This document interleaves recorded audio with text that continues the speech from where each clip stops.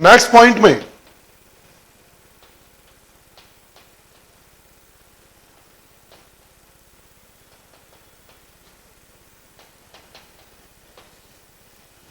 Time period of SHM, SHM का time period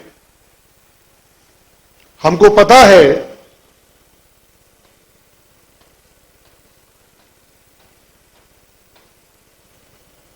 F equals to minus का k x, where x is the displacement of particle from the mean position. जब भी आपको time period find करना है तो उस समय पार्टिकल पर लगने वाला फोर्स जो होगा उसकी इक्वेशन सबसे पहले लिखेंगे कि पार्टिकल पर फोर्स कितना लग रहा है। लेकिन यह ध्यान रखें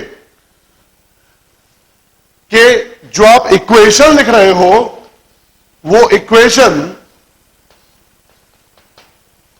किसी स्पेसिफिक पोजीशन के लिए वैलिड ना हो। कई बच्चों के माइंड में आ रहा होगा कि फोर्स तो F बराबर माइनस के ए लिखा था अभी, लेकिन वो एक स्पेसिफिक पोजीशन है। हम हमेशा एक जनरल पॉइंट के लिए फोर्स की इक्वेशन लिखते हैं जब x बराबर 0 और x बराबर a, इनके बीच में कहीं पार्टिकल होता है तो फोर्स की जो इक्वेशन यहां ली जाएगी वो इक्वेशन सब जगह वैलिड होगी। जैसे ही आप x बराबर 0 रखोगे आपको यहां का फोर्स मिल जाएगा, जैसे ही x बराबर a रखोगे आपको यह फोर्स मिल जाएगा। हमेशा स्पेसिफिक इक्वेशन नहीं रखते, आप जनरल इक्वेशन रखते हैं और यहां पर फोर्स की जनरल इक्वेशन है F इक्वल्स टू माइनस का k x.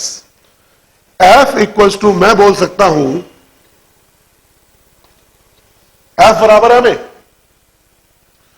Equals to minus का के एक्स। यहां से डिस्प्लेसमेंट अपॉन एक्सेलरेशन का magnitude, x is the displacement, a is the acceleration,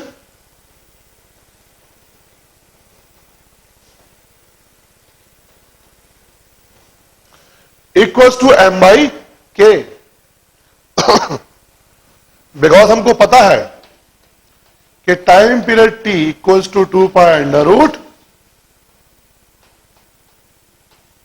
displacement upon acceleration. ये हम पहले डराइव कर चुके हैं।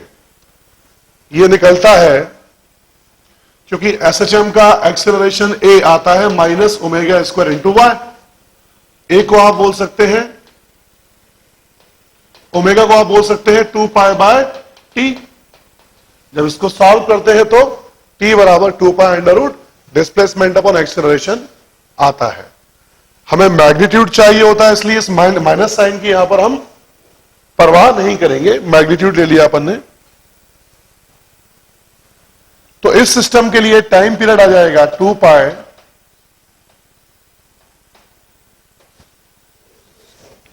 Under root M by K. It is the time period of SHM.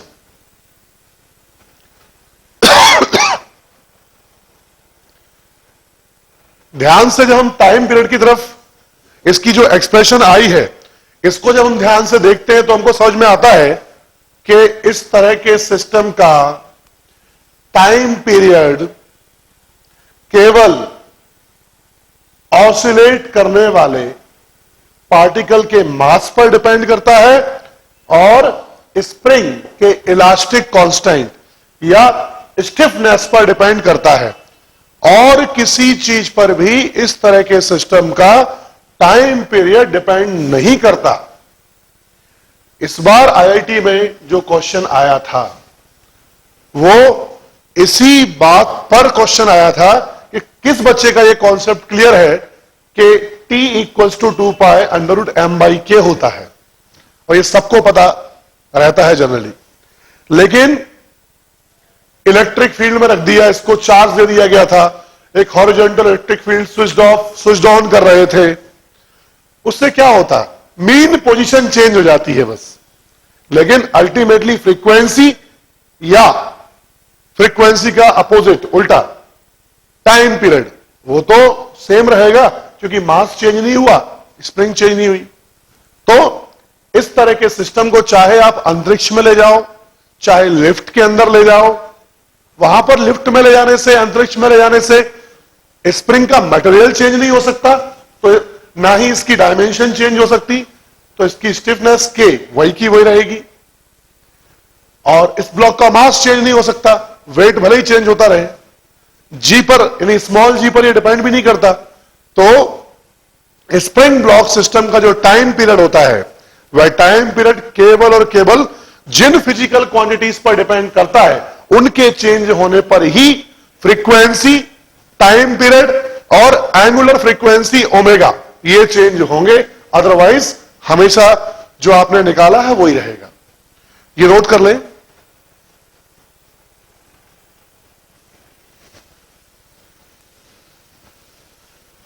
Frequency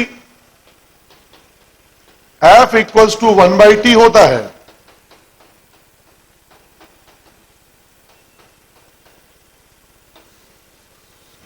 तो F equals to 1/2 pi under root KM।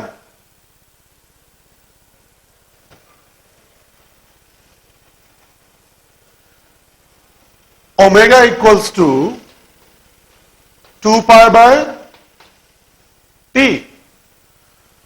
So omega equals to यहां से आ जाएगा 2 पाई से 2 पाई गया, 2 पाई अपॉन टी, टी रखो, KM।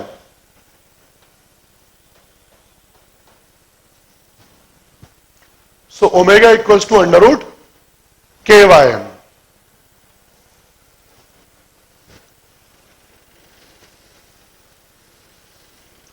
तो अभी थोड़ी देर पहले मैंने जो मैक्सिमम पोटेंशियल एनर्जी और मैक्सिमम काइनेटिक एनर्जी के फार्मूलाज लिखे थे, मैं दोबारा से यहां उनको लिखता हूं। वो था हाफ के ए स्क्वायर। अब के की वैल्यू ओमेगा की टर्म में यहां से आप रखें, के बराबर small m into omega square. इसके जब आप यहां रखेंगे small m into omega square, तो half m omega square a square बन जाएगा, जो कि हम डायरेक्टली चाहते तो लिख सकते थे। तो ओमेगा की वैल्यू होती है अंडर रूट KM। अब ये जो सिस्टम है, अगर ये मीन पोजीशन से चलना स्टार्ट करता है तो इसकी इक्वेशन, अगर हमने इसको खींच के फिर छोड़ा है तो एक्सट्रीम से चलना स्टार्ट करता है, तब इसकी इक्वेशन क्या होगी, ये थोड़ा सा हम डिस्कस कर लेते हैं। हर एक सिस्टम के लिए इस चीज का डिस्कशन नहीं करेंगे, किसी एक फिजिकल सिस्टम के लिए समझकर बाकी सबके लिए लिखा जा सकता है। When system start from mean position, तो इसकी डमी इक्वेशन होगी y equals to a sine omega t plus 5। Mean position से करता है तो आप डायरेक्टली इसको ऐसे लिखो। आप x के फॉर्म में इसको बोल रहे थे, तो xt। एम्पलीट्यूड हमने इस केस में a लिया है, तो a sine omega equals to under root KM।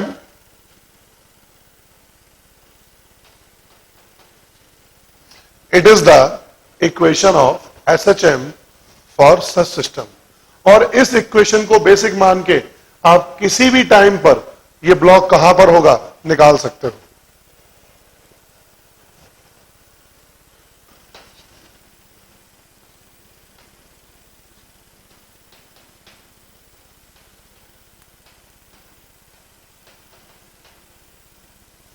when SHM starting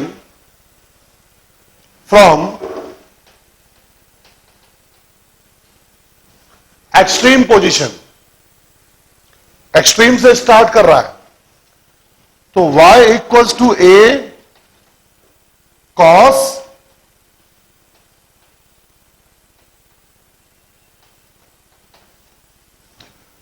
√KYM into t, ये इक्वेशन बन जाएगी। प्लस a/2 से स्टार्ट कर रहा है, तो फिर उस तरीके से निकालना हमको आता है।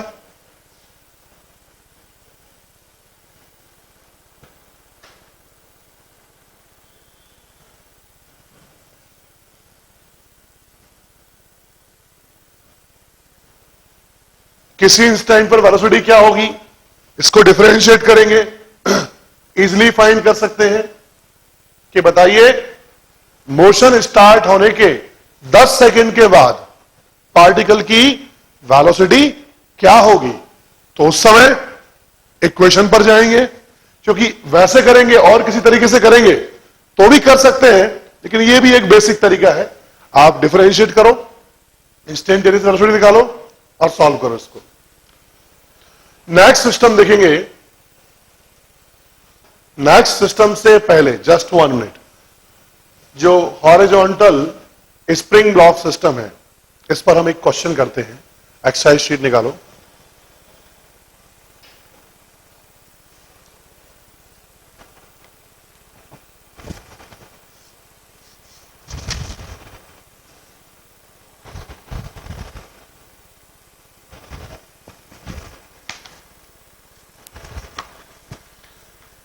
पेज नंबर 21,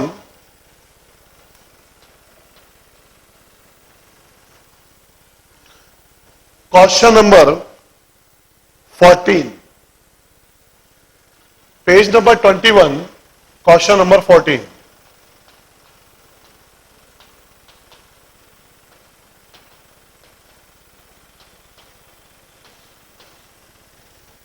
ध्यान से देखें।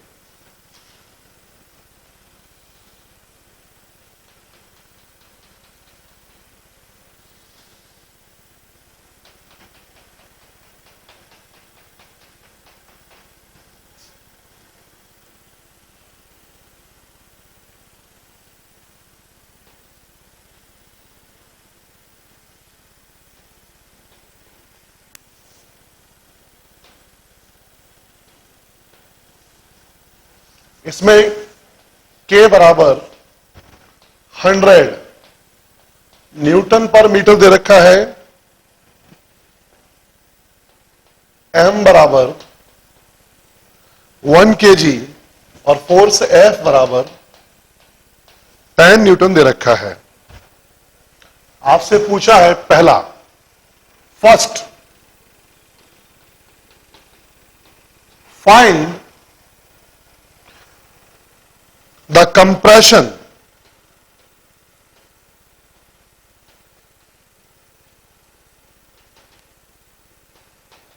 in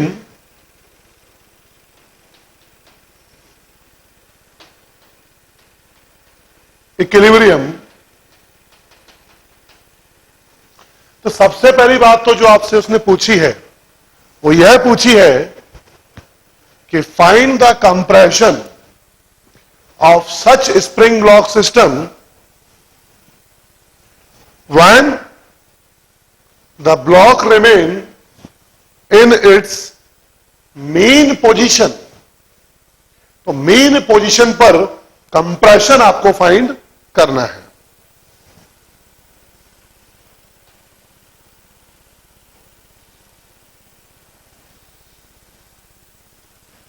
मान लीजिए ये कंप्रेस करता हुआ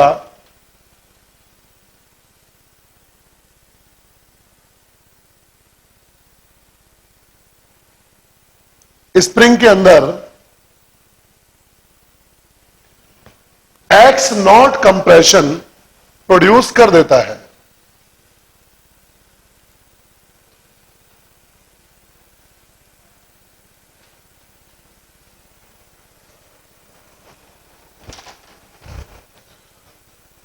और x0 कंप्रेशन अगर होगा तो स्प्रिंग फोर्स लगेगा इस तरफ से के एक्स नॉट के बराबर। और अगर ये दोनों फोर्स मैग्नीट्यूड में एक दूसरे के इक्वल हो गए, अपोजिट तो है, तो इस समय इस ब्लॉक पर लगने वाला नेट फोर्स जीरो होगा। और मेन पोजीशन एक ऐसा ही पॉइंट होता है सिंपल हार्मोनिक मोशन करने वाले पार्टिकल का जो पाथ है उस पर, जिस पर की पार्टिकल पर लगने वाला नेट फोर्स जीरो होता है। तो हम बोलेंगे एट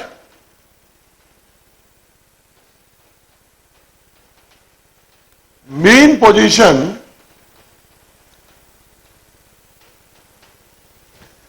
के एक्स नॉट बराबर एफ।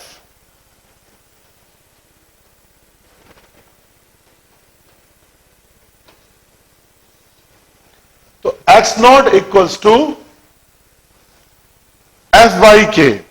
तो हम ये बोलेंगे कि इस क्वेश्चन के अंदर जो पार्टिकल ऑसिलेट कर रहा है उसकी मेन पोजीशन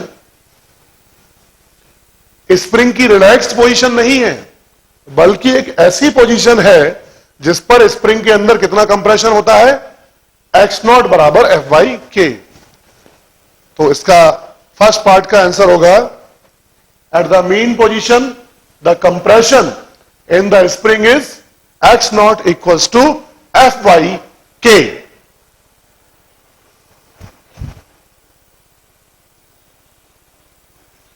अब आपसे वो बोलता है सेकेंड पार्ट, ये फर्स्ट पार्ट हो गया इसका, से नोट कर लें।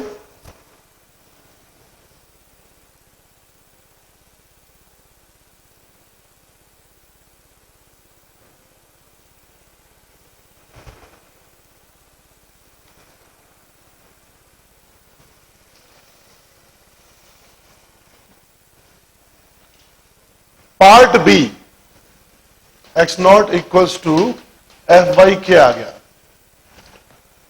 सेकेंड पार्ट में वो आपसे बोलता है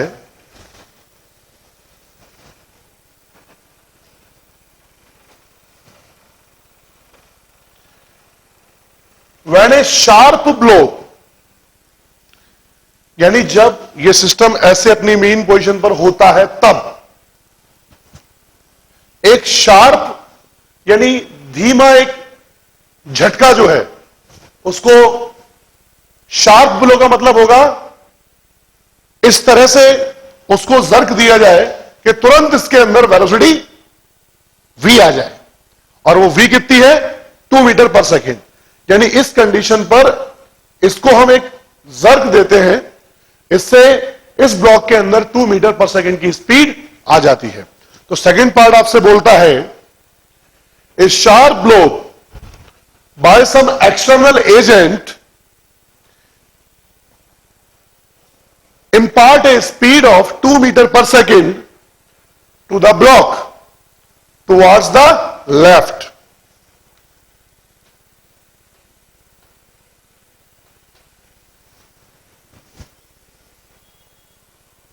Towards the left. Find the sum of potential energy and kinetic energy.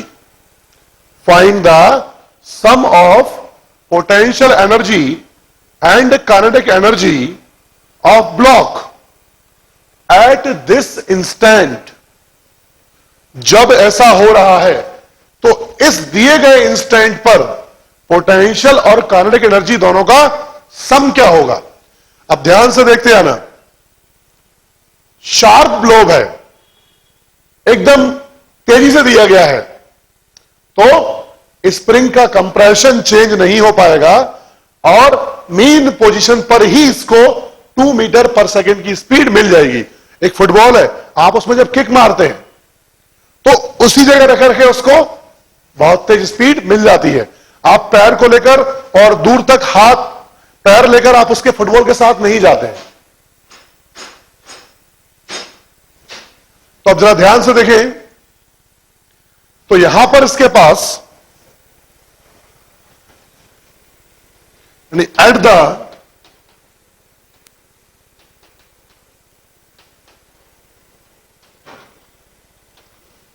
Given instant potential energy होगी half k x not square, क्योंकि एक्स नॉट कंप्रेशन है, काइनेटिक होगी हाफ एम वी स्क्वायर, दोनों को ऐड कर दो,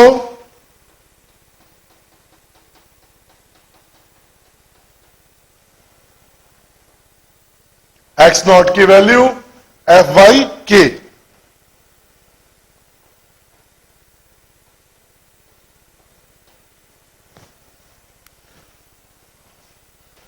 प्लस हाफ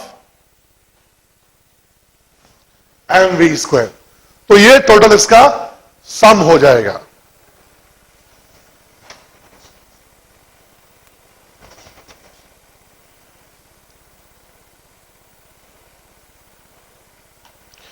इसकी numerical value आप लोग फाइंड कीजिए क्या होगी। सब दे रखा है, के दे रखा है, एफ दे रखा है, मास दे रखा है।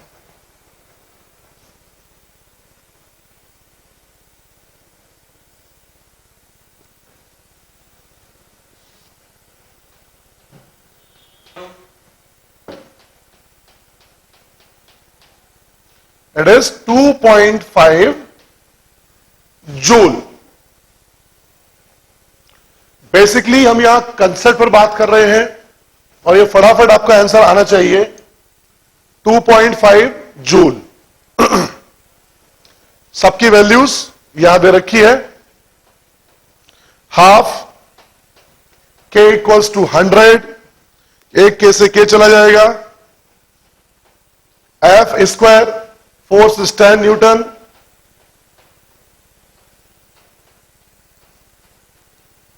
के square plus half mass is 1 kg और velocity is it is equals to 100 by 100 F,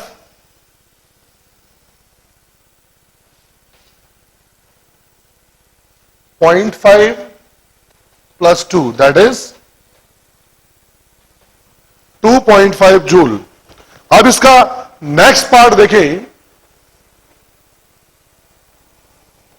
C part में आपसे ये बोल रहा है find the time period of resultant SHM।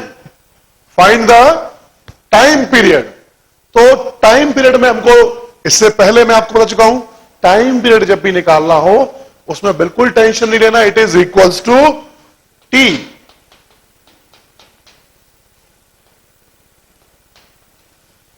Equals to 2 pi under root M by के।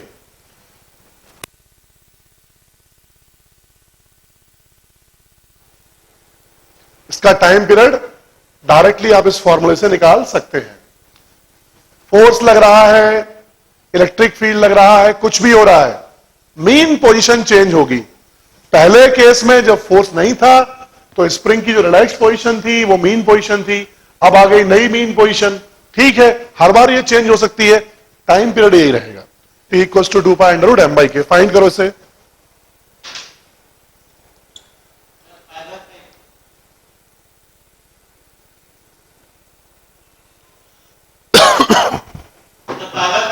Okay okay okay.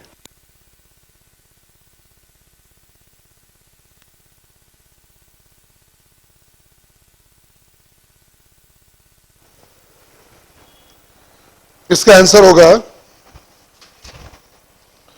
π/5 सेकेंड्स। इसका D part, find the amplitude. Find the amplitude of SHM। सोचो इसको कैसे करेंगे।